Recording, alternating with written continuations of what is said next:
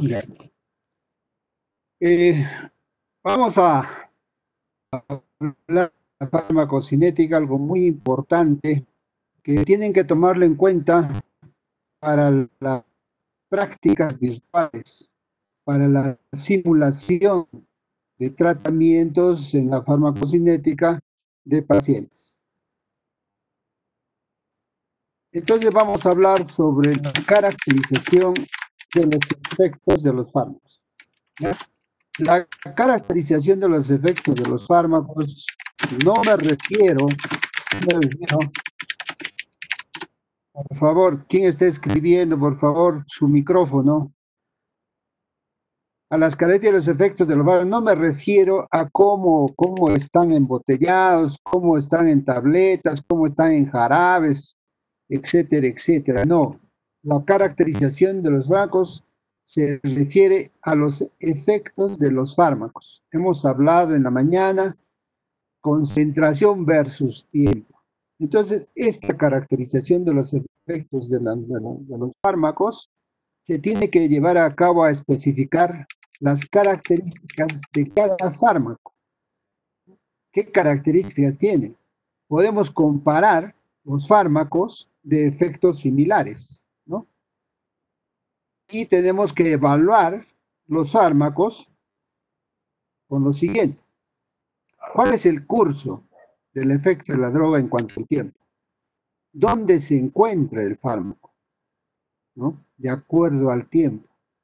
Desde su administración, la absorción, la difusión, ¿no? ¿Dónde está este fármaco en cuanto al tiempo?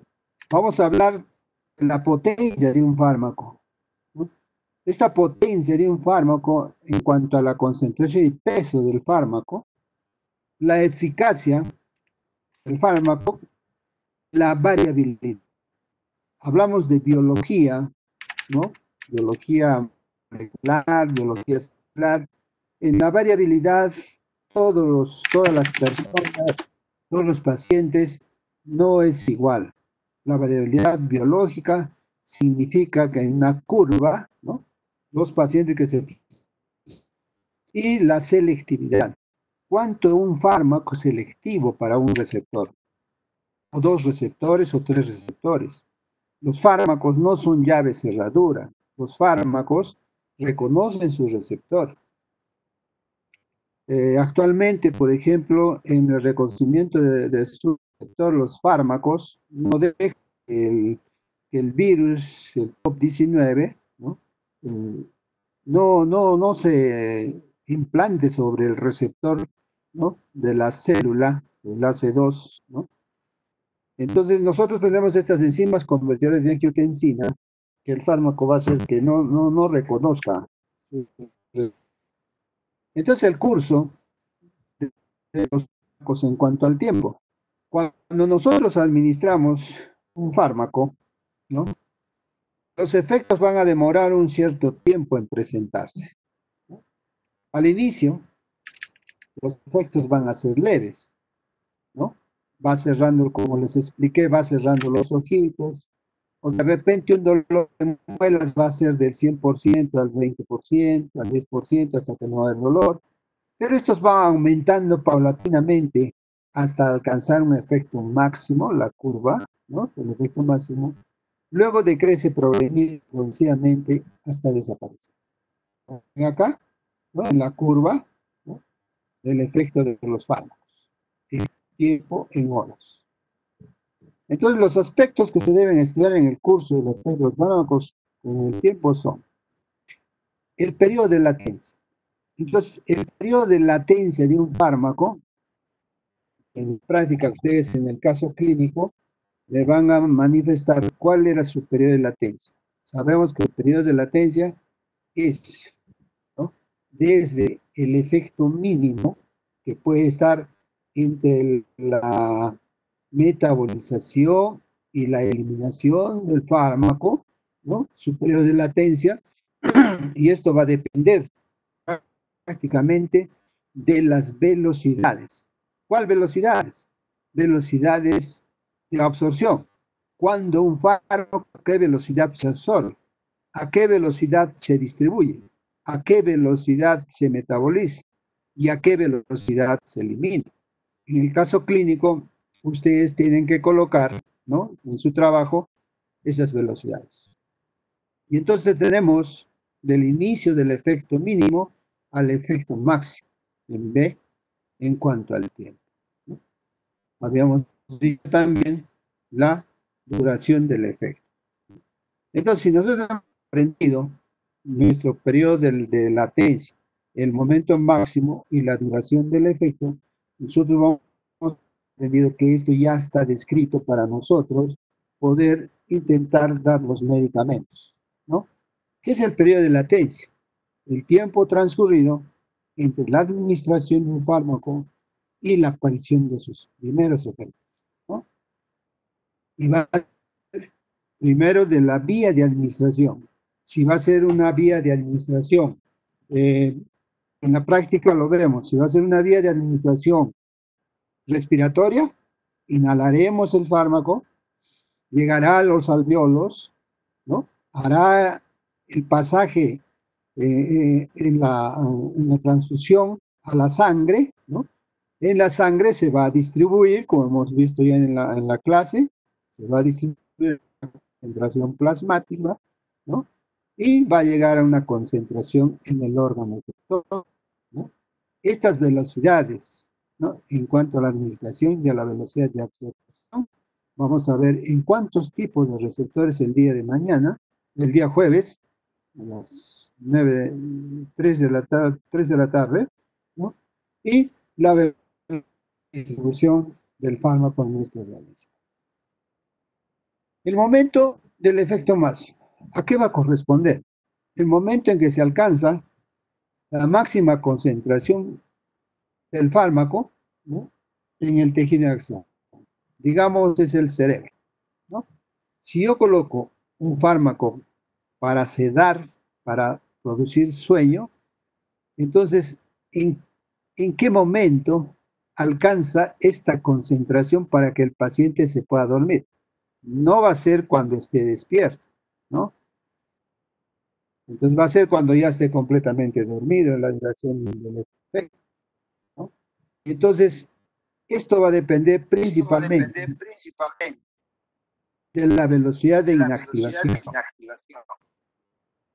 la velocidad de excreción del fármaco, pero acá puede intervenir otros factores, como hemos hablado en la clase en la mañana, la redistribución del fármaco, si está en el hueso, si está en la grasa, si está en la piel, etcétera, etcétera, ¿no? Y la tolerancia a los efectos del fármaco. ¿A qué se refiere la redistribución, ¿no? Si nosotros vemos un fármaco, como el fentanilo que les hablé en la mañana, que está en el tejido graso, ¿no? Se ha depositado ahí. Hablemos de un anestésico local. Su distribución a la fibra nerviosa, ¿no? Su redistribución nuevamente al sistema nervioso central como el fin del efecto. Y entonces esto va a haber, no es por el metabolismo, sino que ya está metabolizado y se ha ido a impregnar en los tejidos de menor irrigación. ¿Cuál es la relación dosis-efecto? Hay una relación directa, ¿no?, entre la dosis de un fármaco y el efecto obtenido. Los efectos, a medida que nosotros aumentemos las dosis, van a intensificarse hasta un momento en que, aunque incrementemos la dosis, ya no lograremos mayor efecto. Si a nosotros nos colocan un cartucho dental para la muela y el odontólogo me pone otro cartucho, le digo que me sigue doliendo y me coloca otro cartucho, ya no va a lograr mayor efecto, ¿no? Entonces lo que va a hacer es que va a pasar la curva del efecto máximo y empezará a provocar los efectos secundarios y peor aún los efectos adversos. ¿Cuál va a ser los efectos adversos de un cartucho dental, ¿no? La xilocaína, los efectos adversos. Primero es el sabor metálico en la lengua, Después empezará a tener adormecimiento, intranquilidad, ¿no? Va a presentar dificultad respiratoria, va a presentar convulsiones y llega a la muerte del paciente. Y entonces mucho ojo en la relación de ese efecto, ¿no? La acción directa de un fármaco. Y esta relación podemos graficarlo en la curva dosis-efecto, ¿no? Donde vamos a ver, ¿no? La potencia, que es lo que vemos acá, la potencia del fármaco, la pendiente de un fármaco, ¿no? La pendiente. Vamos a ver la eficacia, el efecto mínimo o el efecto máximo, ¿no? Y vamos a ver la variabilidad. Vamos a estar explicando qué es la potencia. La potencia de un fármaco es aquella que existe entre la cantidad en peso de un fármaco y la intensidad del efecto que se produce. Hemos dicho en la clase que la intensidad del efecto es el inicio del 50% del inicio del efecto. Entonces, ¿cuál es la cantidad en peso? Lo que está considerado de acuerdo, ¿no?, a normas, ¿no?, de indicación de fármacos. Si tenemos un fármaco A que produce una reducción de la presión arterial sistólica, esta reducción sistólica de 120 milímetros de mercurio baja a 20, va a llegar a 100 milímetros de mercurio, pero estamos aplicando la dosis de 1 miligramo, ¿no? Y el fármaco B o la droga B va a producir la misma disminución de 20 milímetros de mercurio en la presión arterial sistólica, pero acá estamos administrando 100 miligramos. ¿Cuál de los dos fármacos ustedes creen que es más potente? Entonces, la potencia, la ubicación de las curvas dose-efecto en el eje de las dosis, ¿no?, que nos va a indicar, en cuanto a la respuesta al logaritmo de las dosis, la potencia de un fármaco. Pero esta potencia de un fármaco es una característica realmente poco importante de un fármaco, ¿no? Siempre y cuando nosotros utilicemos el fármaco, ¿no?, las indicaciones que ya está escrito matemáticamente, como hemos dicho en la mañana, ¿no? Entonces, la potencia de un fármaco, yo no le voy a colocar más fármaco de lo que me dice la norma, me dice la regla matemática, ¿no? Si yo a un paciente que quiero ponerle, que quieren operarlo, tengo que quitarle el dolor, tengo que dormirlo, ponerle al cirujano que pueda operar, porque el cirujano no puede operar a un paciente con dolor, no puede operar a un paciente despierto. Entonces tengo que colocar. Pero en nuestro medio, por ejemplo, ¿no?, hacen resistencia a los analgésicos, ¿no? Las dos. Pero coloco más fármacos pensando que va a ser más potente y lo va a dormir rápido y le va a quitar rápido el dolor, ¿no? Voy a estar pendiente, ¿no?, de los efectos secundarios, los efectos colaterales y, mejor aún, tengo que ver los efectos adversos, porque los efectos adversos me van a llevar a la letalidad. Por lo tanto, la pendiente, ¿no?, la pendiente, que va a ser la intensidad del efecto de acuerdo a la dosis, ¿no? Entonces, este efecto leve y la dosis que produce un efecto muy intenso, ¿no?, desde lo leve a lo intenso. Pero miren la curva que es, ¿no?, pendiente. Es un indicador de la seguridad de un fármaco. ¿Por qué digo que es un indicador de la seguridad de un fármaco? Está pendiente. Si nosotros tenemos las pendientes, por ejemplo, si graficamos una pendiente, estamos hablando de una pendiente, ¿no? Estamos hablando cuántas dosis, 1 miligramo, 2 miligramos, 3 miligramos, 5 miligramos, ¿no? Entonces, esta pendiente de curso de efecto es un indicador de la seguridad del fármaco. Pero, ¿qué pasa si coloco 1 miligramo, ¿no?, y esta pendiente se me hace más corta, ¿no? Entonces, digo yo, de esta pendiente, mi seguridad es al miligramo. Por ejemplo, un fármaco de adrenalina. Adrenalina me dura en 30 segundos, hace su efecto y la curva es bien paradita la curva. Entonces, ¿cuál es el tiempo de seguridad que tengo? Son segundos. Por lo tanto, un paciente que yo, al equivocarme, en lugar de atropina, le coloco adrenalina, que en 30 segundos me produce un derrame cerebral, ¿no? Y entonces no me va a dar tiempo. Entonces esta pendiente me da seguridad. Pero otros fármacos, por ejemplo, de una benzodiazepina, que sus efectos colaterales secundarios o puede ser efectos adversos, me da a los 10 minutos. Tengo todo este tiempo de 10 minutos para ver ya esos efectos secundarios, ¿no? Y poder solucionarlos. Mientras que en la adrenalina, que es el efecto más rápido y pendiente y más corta, no voy a tener tiempo. Por lo tanto, la farmacología es importantísimo en estos casos. Entonces, las dosis de un fármaco, en cuanto a la intensidad y la pendiente mínima o máxima, ¿no? Si es mínima la dosis que yo coloco una sedación, puede ser que yo esté colocando una sedación consciente. ¿Qué quiere decir sedación consciente? Sedación consciente es que me duermo al paciente, pero el momento que lo llamo va a responder. Si está cerrando los ojitos y le llamo, Juan, abre los ojos, va a abrir los ojos. Pero si tengo una sedación inconsciente, es que la dosis máxima del efecto y mi pendiente van a estar subiendo.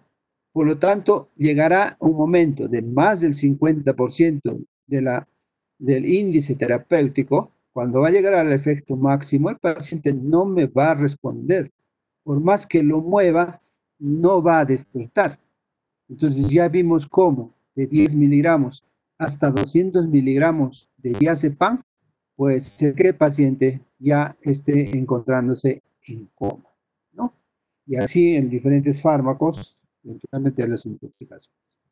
Entonces, la pendiente lo tomamos en la parte central de la curva, aquí.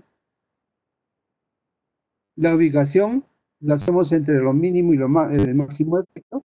Y la relación va a ser siempre entre la dosis del efecto leve a la dosis del efecto intenso. Entonces, la seguridad de la dosis leve a la dosis de efecto intenso, coma, va a servir para seguridad.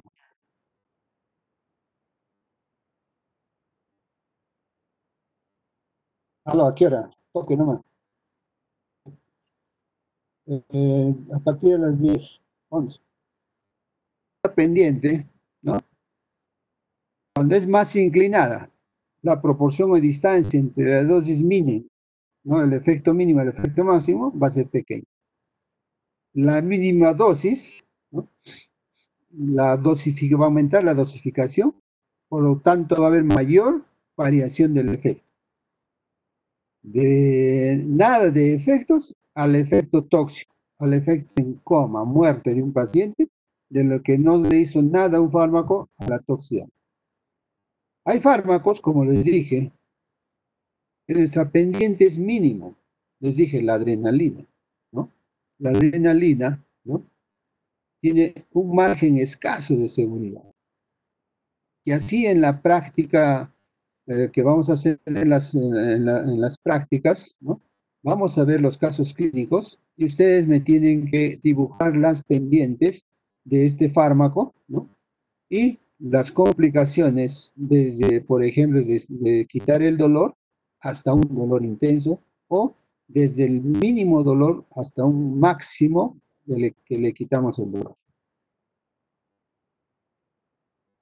La menos inclinada, ¿no?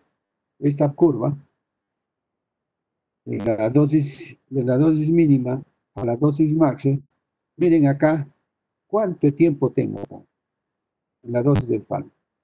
Tengo mi mayor pendiente, mayor seguridad. Tendré tiempo de mirar mi mataburro, ¿no?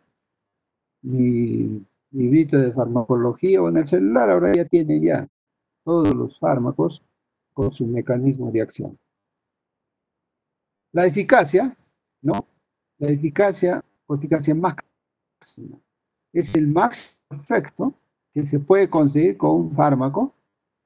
Miren, máximo efecto del fármaco, pero cuando alcanzamos este efecto máximo, ya no lograremos mayor efecto, aunque nosotros incrementemos la dosis, ¿no? ¿Qué vamos a tener? ¿Ah? ¿Qué vamos a tener si nosotros incrementamos la dosis? Entonces, ¿qué nos va a decir la eficacia? ¿Ah? ¿Qué va a pasar del efecto máximo aquí arriba a los efectos secundarios y los efectos adversos? Por lo tanto, va a salir de la norma de la intensidad del efecto versus dosis.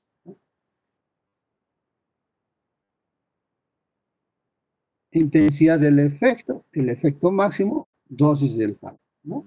Si es un cartucho, dos cartuchos. Si es un cartucho dental, va a llegar el efecto máximo, me va a quitar el dolor y el odontólogo me va a sacar la muela. Pero si esta dosis voy aumentando, ¿qué va a pasar? ¿No? Va pasando a efectos adversos, ¿no?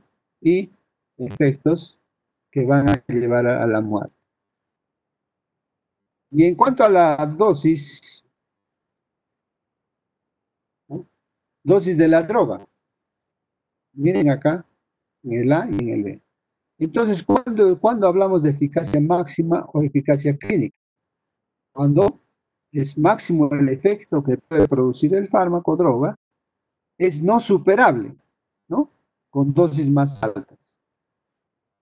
Si algún paciente que dicen que me duele, le ponen un fármaco para el dolor y no le quita el dolor, según él, ¿no?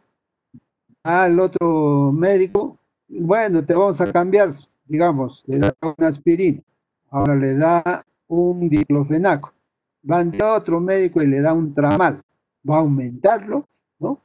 Las dosis y los efectos de los fármacos. Y esto no va a ser superable. Así les des dosis más altas, no va a ser superable. Entonces, esta es una característica importante. Es importante la curva, ¿no? La curva, esta fase de curva estabilizada, ¿no? Un ejemplo es las furosemidas y las tiazidas, ¿no? Cuando les dije sobre el efecto de la excreción de orina, ¿no? La furosemida tendrá un efecto máximo, pero por más que le aumentemos, no va a producir más orina, sino empieza a tener los efectos adversos. Hay indicaciones de las tiacidas, igual.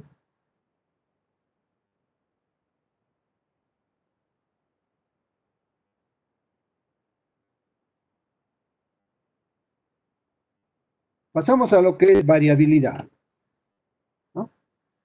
Si nosotros administramos un fármaco a un grupo de sujetos, porque estoy hablando de una variabilidad biológica, de características biológicas similares, de características biológicas muy semejantes, no lograremos un efecto idéntico en todos ellos. En algunos el efecto será leve, en otros será moderado y en otros muy intenso. ¿A qué me refiero características biológicas muy similares o semejantes? Son de la misma raza, son del mismo sexo, tienen el mismo peso, ¿no? Características biológicas similares, parecidas, ¿no? Entonces, en estos individuos, en uno será leve, en otro será moderado y en otro será el efecto muy intenso. Pero ocurre algo más en la biología. Algunos, incluso, en un mismo individuo, el efecto puede ser diferente si la droga, el fármaco se administra en diferentes momentos de su vida. Cuando era niño, ¿no? Un jarabe le quitaba el dolor, le quitaba la tos, le quitaba la infección. Pero cuando es adulto, ¿no? Ha hecho resistencia.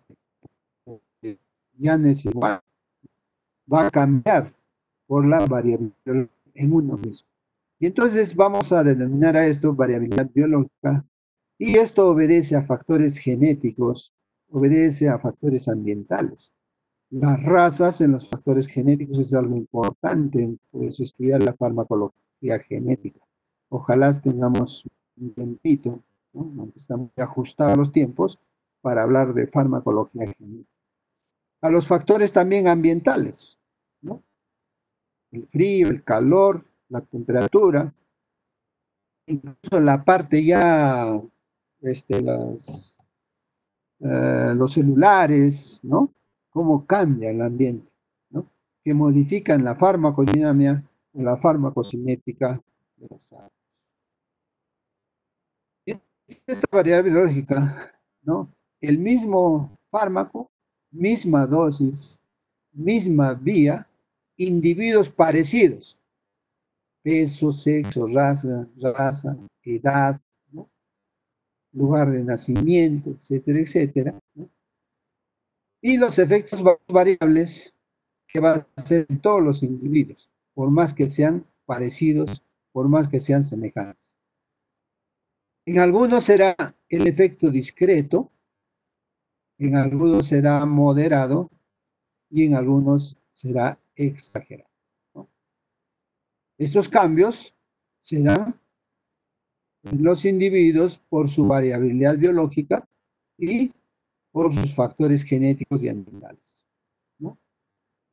La variación en la interindividualidad, intraindividual, ¿no? Por ejemplo, en el uso de la warfarina. Y entonces estos cambios, ¿no? En la intensidad del efecto versus dosis fármacos, ¿no? Que va a ser diferente en cada individuo. Miren acá la variación biológica. Cuando nosotros hacemos la variación de los fármacos, todo el 90-99% nos podemos encontrar en normorreactivos a los fármacos. ¿Qué quiere decir normorreactivos? Que reaccionamos, ¿no? Normalmente frente a un fármaco. Si me colocan para el dolor, frío, para la infección, etcétera, etcétera, reacciono lo normal y me encuentro dentro de la curva de Gauss en esta zona, ¿no? Pero hay pacientes en la variable biológica que son hiporreactivos, ¿no? Entonces su reacción es menos, ¿no? Y se van a encontrar acá. O sea, el fármaco, con menos fármaco van a reaccionar el fármaco rápidamente. Y otros que son hiperreactivos, ¿no? Y entonces tenemos acá tres formas de los hiporreactivos al fármaco, los hiperreactivos al fármaco y los normorreactivos. En la distribución normal de una población en la variable biológica va a ser simétrica a ambos lados, por lo tanto vamos a hablar de un promedio. El mayor porcentaje, ¿no? Alrededor del promedio, van a ser normorreactivos que van a encontrarse debajo de la curva, ¿no? Y los valores menos comunes, los hiporreactivos, ¿no? Son resistentes, ¿no? Que vamos a tener que aumentar la dosis si es que hemos colocado mínima dosis. Y también tenemos, ¿no? De los hiperreactivos, ¿no? Que son muy sensibles al fármaco. Con poca dosis ya se ha quitado el dolor, se ha quitado el fármaco. Y eso se da en nuestro medio. Ustedes van al Seguro Social, ¿no? Con las dosis altas, ¿no? Son hiporreactivos, son sensibles a un analgésico. En el Ministerio de Salud, en el Hospital Manuel Díaz Butrón, ¿no? Eh, son hiporreactivos. Usted le coloca un analgésico, ¿no? Rápidamente, ¿no? Le quita el dolor, ¿no? Y entonces la intensidad del efecto se ve en la distribución de la variabilidad. Misma dosis de hipnótico en 25 ratones se hizo en cuanto a la frecuencia y la intensidad del efecto. Igualmente, ¿no? Esta distribución normal de la población en la variación biológica se da. Entonces, en la curva, dosis porcentaje, ¿no? Porcentaje de ellos que responden en la primera dosis, en la segunda dosis y en la tercera dosis. Miren esta curva, ¿no? Fisiológica normal. Dosis efectiva del 50, ¿no? Hemos dicho, el índice terapéutico dosis de un fármaco que logra el buscado en el 50% de individuos. Dosis letal, ¿no? 50 y dosis tóxica 50. Esto lo estudiamos nosotros, ¿no? Para la distribución acumulativa en la variación local. Por ejemplo, ¿cuál es el efecto determinado? El efecto, mi objetivo, el efecto que yo busco es el sueño. Entonces hay individuos que requieren diferentes dosis para dormir, ¿no? Para producir sueño. Entonces la curva dosis, porcentaje, ¿no? Vamos a ver en los individuos con efecto, ¿no? De acuerdo a la dosis. Dosis efectiva 50%, dosis tóxica el 50% y dosis letal el 50%. Entonces los estudios que se hacen en la distribución acumulativa, más estamos en el estudio de dosis efectiva. Pero si nosotros hablamos dosis tóxica, ¿no? Lo hacemos para estudios de un fármaco, ¿no? ¿Qué es la cantidad de la dosis, ¿no? El porcentaje de individuos para el efecto? Eso se hace en humanos. Pero la dosis letal, en ratones, en animales, la dosis que le va a provocar la muerte, ¿no? La selectividad y el índice terapéutico. Entonces, la selectividad, la relación entre el efecto buscado y el resto de los efectos que la droga produce. Y citamos, ¿no? O sea, es selectivo para el efecto de un receptor. El receptor del dolor, fentanilo, le quita el dolor, pero el resto de efectos, ¿no? Sueño, estreñimiento, náuseas, vómitos, ¿no? Este, atonía uterina, etcétera, etcétera, ¿no? Vesical que diga. Entonces vamos a tener, ¿no? Esos diferentes cambios en la selectividad del índice terapéutico. Y entonces un fármaco puede tener varios índices terapéuticos, ¿no? Efectos diferentes para los cuales la dosis son diferentes. Si yo quiero utilizar un fármaco opioide para la diarrea, en los fármacos antidiarréicos, por ejemplo, hay opioides, ¿no? En dosis diferentes, ¿no? Índices terapéuticos, ¿no? Varios, ¿no? Por lo tanto, efectos diferentes. Entonces, tenemos el índice terapéutico, que podemos seleccionarlo desde la dosis tóxica, ¿no? Del 50% sobre la dosis efectiva del 50%, me va a salir el índice terapéutico. ¿Cuál es la selectividad del índice terapéutico? En cuanto a los fármacos, busco el efecto principal. ¿Qué más busco?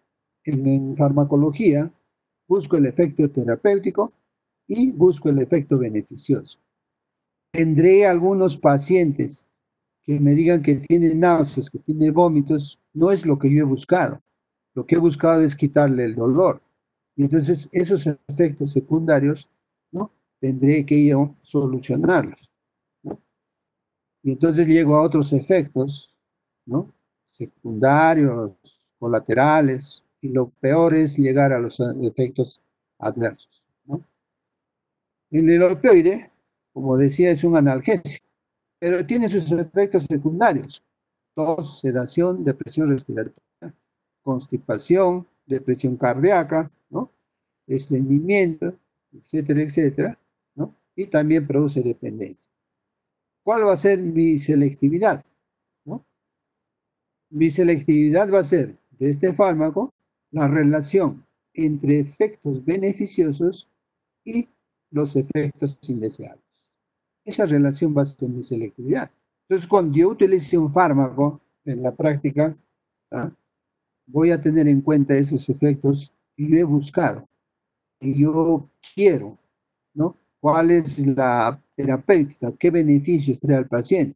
Y los indeseables. Entonces, extraer esa relación de escoger bien un medicamento. En la mañana hablamos también de la expresión matemática, ¿no?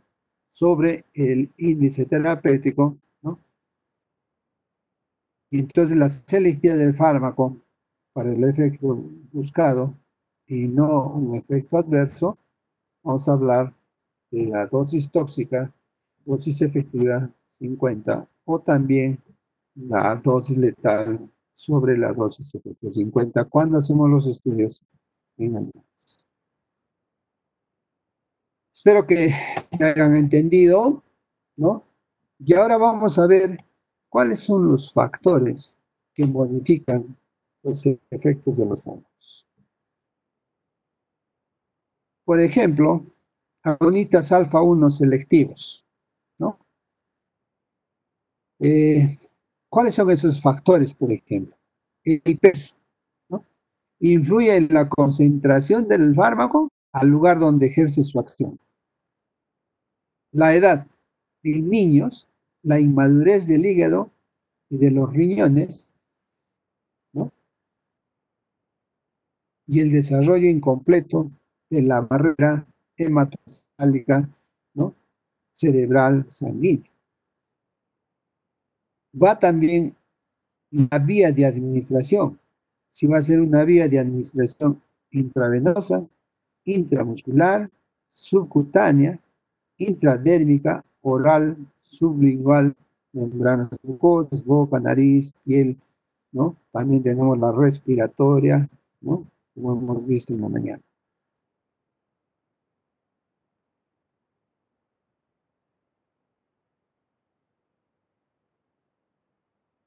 También el tiempo. Si se ingiere una sustancia antes o después de comer, el tiempo de absorción se modifica. Pero hay fármacos que nosotros tenemos que indicamos con los alimentos. Las variables fisiológicas, la temperatura del medio o la temperatura corporal, es una variable fisiológica, ¿no? Para los efectos de los fármacos. El balance hidroelectrolítico, ¿no? Es otra variable fisiológica. Si está hidratado, no está hidratado, si hay alteración de los electrolitos, pues los fármacos van a tener su acción diferente, ¿no? Este efecto va a ser diferente.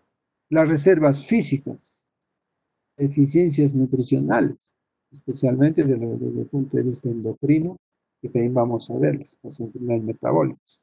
La velocidad de eliminación, ¿no? Esta velocidad de eliminación es de tipo, ¿no? Y nos permite regular los intervalos de la dosificación, evitando efectos muy intensos o también evitando efectos tóxicos. La tolerancia es la resistencia adquirida a los efectos de un fármaco en la administración previa y retenida por mala absorción, ¿no? Por ejemplo, en los trastornos de inducción enzimática, ¿no? O también en los trastornos celulares, ¿no? O también en trastornos en la farmacodinámica, ¿no? En la excreción renal, ¿no? Eso se refiere a la tolerancia. En cuanto a los estados patológicos, un traumatismo encefalocraniano ya es un factor, ¿no? Que va a modificar los efectos del fármaco. Las enfermedades, ¿no? Crónicas, pulmonares, enfermedades endocrinas, el hipertiroidismo, la insuficiencia de órganos que intervienen en la eliminación de las drogas, especialmente el riñón y el hígado, ¿no? Relacionados a la intensidad y toxicidad. Si ustedes tienen un paciente con insuficiencia renal, ¿no? La eliminación de los fármacos no se va a dar. Si ustedes tienen un paciente con insuficiencia hepática, la metabolización, la transformación no se va a llegar a dar. Por lo tanto, la intensidad del fármaco, la concentración del fármaco va a estar más en nuestro organismo y va a producir mayor toxicidad. También tenemos los factores para modificar estos efectos de los fármacos, los factores genéticos, ¿no? Factores genéticos que van a depender del déficit de enzimas de naturaleza genética. En los asiáticos, ¿no? Que tienen un problema enzimático, ¿no? en el consumo de alcohol, ¿no? Ellos generalmente tienen una enzima, ¿no?, que trabaja con la P450, ¿no?, en la que por genética se dice, ¿no?, que a veces algunos aguantan más el licor, otros poco. Pero a medida que vamos nosotros haciendo inducciones, vamos tolerando más. Los europeos todos los días toman una copa de vino, toman un vaso de cerveza, ¿no? Ellos tienen mucho más inducidas sus enzimas para tolerar los alcoholes. Pero en nuestra sociedad es un ejemplo claro, claro, ¿no?, para los factores que vamos a tener en ese efecto de los alcoholes.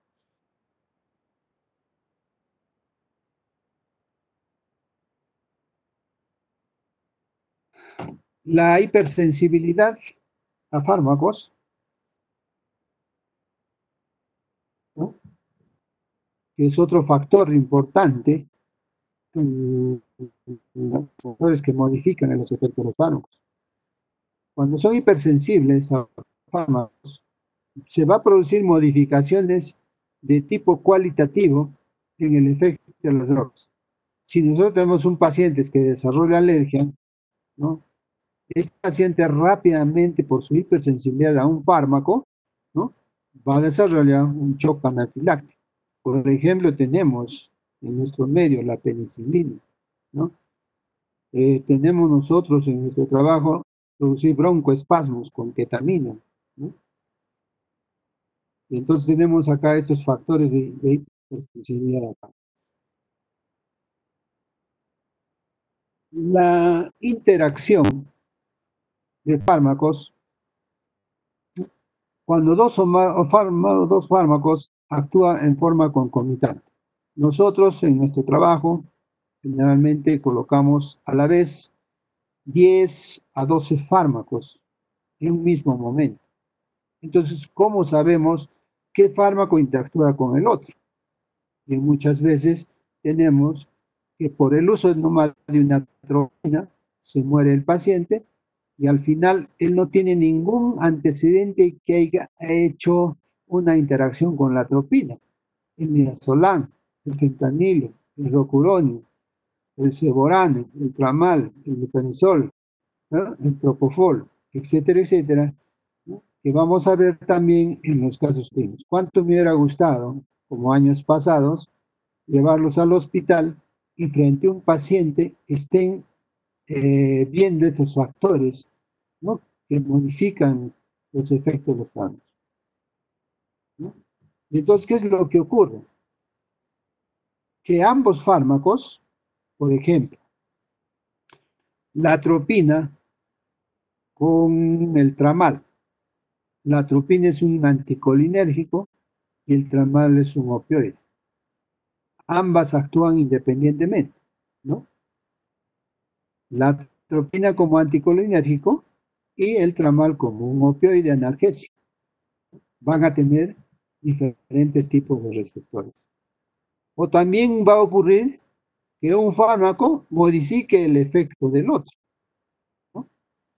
O sea que se va a ir en el mismo sentido, lo que va a ser un sinergismo.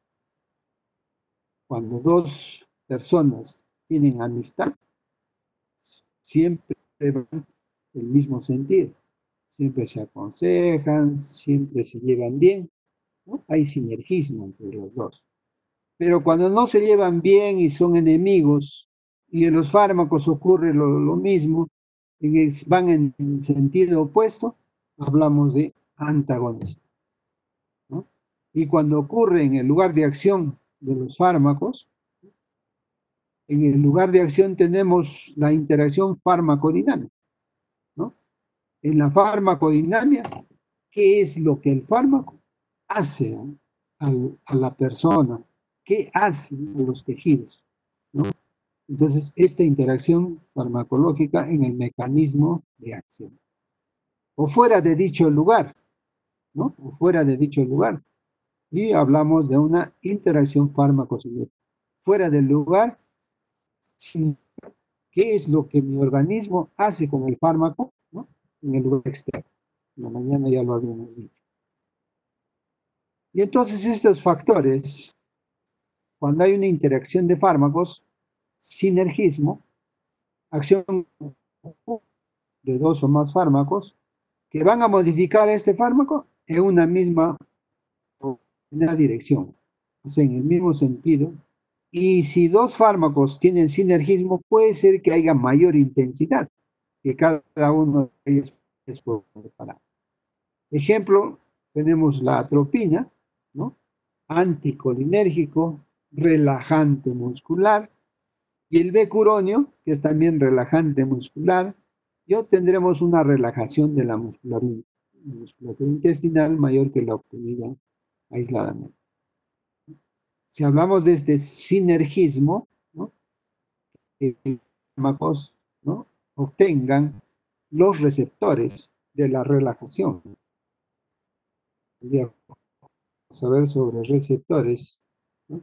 ¿Cuál es la clasificación de estos factores que modifican? Según, según la magnitud de los efectos obtenidos, sinergismo aditivo. Adición, sumar. Entonces, sinergismo es sumatorio. Miren acá para un determinado receptor, ¿no? Se van adicionando, se van sumando los efectos cuando dos o tres fármacos tienen el mismo receptor. Sinergismo de potencia, ¿no? Cuando digo que el sinergismo con otro fármaco van a crear la potencia, no la potencia que habíamos explicado de un solo fármaco. Aquí estamos hablando de sinergismo de dos fármacos, ¿no? Cuando estos dos fármacos, ¿no? Quitan, digamos, el dolor, pero en diferentes receptores. Bajan la presión arterial en diferentes sitios, ¿no? Entonces vamos a tener un sinergismo aditivo o sumatorio y un sinergismo de potencia. ¿Qué va a pasar en estos factores según el mecanismo de producción del sinergismo? ¿Ya? Va según la producción del sinergismo farmacodinámico, ¿no? Que involucra al sistema simple. Las drogas actúan sobre tejidos susceptibles en forma de veneno. La atropina actúa sobre un receptor y el becuronio sobre otro receptor, ¿no? El sinergismo de sensibilización, aumentando la sensibilidad al otro fármaco, ¿no? Adrenérgicos con el calcio, el que sensibiliza el miocardio, aumentando su excitabilidad, ¿no? Entonces son los cardiotónicos, por ejemplo. La interacción de fármacos en el segundo momento. Ya no hablamos de sinergismo, sino antagonismo, ¿no? Antagonismo, enemigos. Impiden el efecto del otro, ¿no? El otro fármaco. ¿Cuál es su clasificación? Antagonismo por farmacodinámica, antagonismo por farmacocinética. Y entonces vamos a ver con los antagonismos totales, ¿no? Tener lugar a todos los efectos del otro, totalmente, el antagonista. Si yo tengo dolor, le pongo fentanilo. El fentanilo me trae depresión respiratoria. Coloco un antagonista del fentanilo, ¿no? Y entonces este antagonista, ¿no? Pueden tener lugar sobre todos los efectos. El paciente respirará mejor, el paciente despertará. Entonces es un antagonismo total. Y un antagonismo parcial sobre algunos de los efectos que pueda tener. Finalmente, ¿no?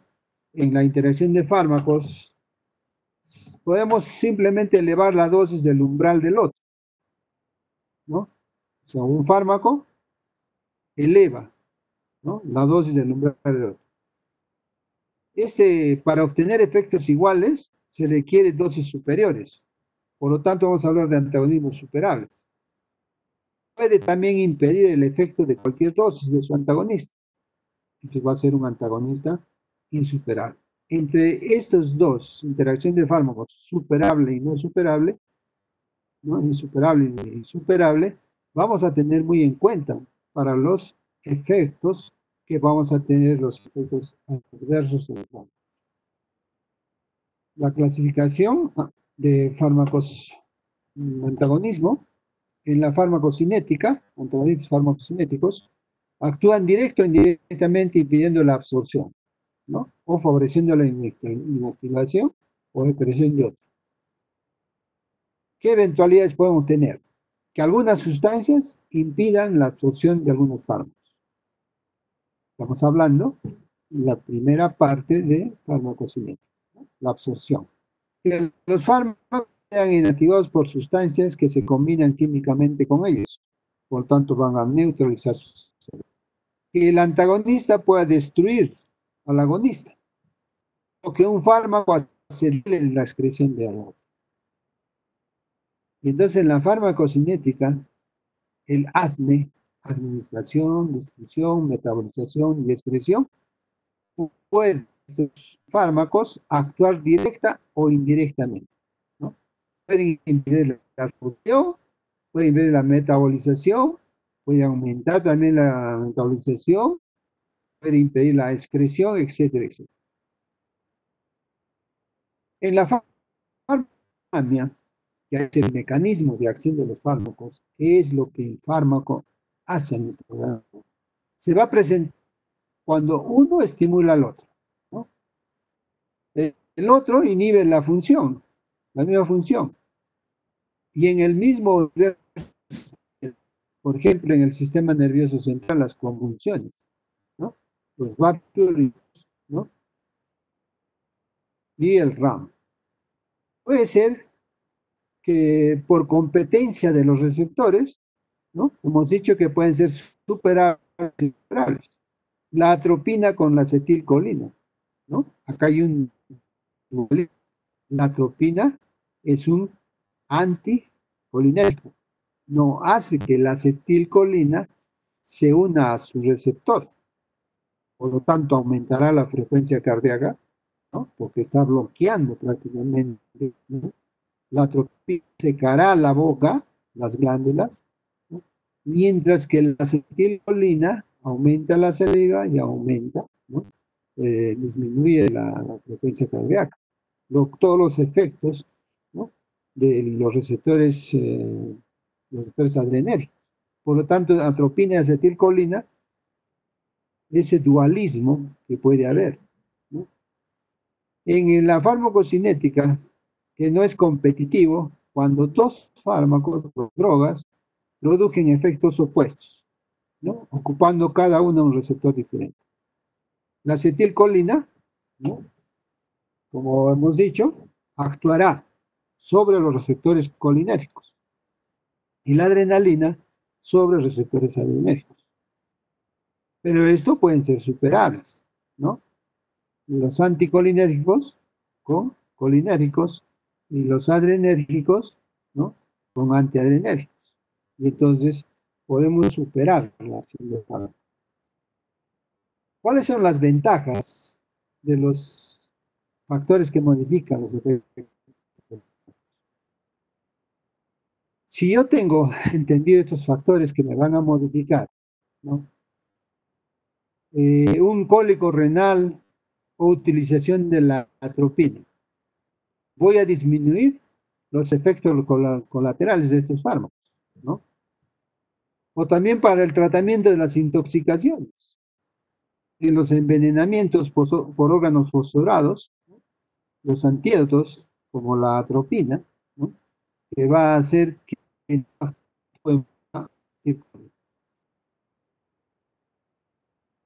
Bueno, entonces esto es lo que vamos a hacer generalmente en las prácticas virtuales, ¿no? En las prácticas. Empezaremos ya, o sea, probablemente ustedes me dirán, el día viernes o el día la próxima semana, ya a presentar los casos clínicos, las tareas que se les va a dejar. Si ustedes van a querer que se haga foros, ¿no? O también otro tipo de trabajos. porque eso tiene que ser calificado como les he explicado. ¿Alguna pregunta? Doctor, buenos días, compañeros. Doctor, no sé si nos podría facilitar la grabación de las clases, doctor. No sé si sería posible para Esto poder ya, retroalimentar. esto ya está grabado en el sistema este de aula virtual, No se puede descargar, doctor, por algún... coordinante. Gracias. Gracias, doctor.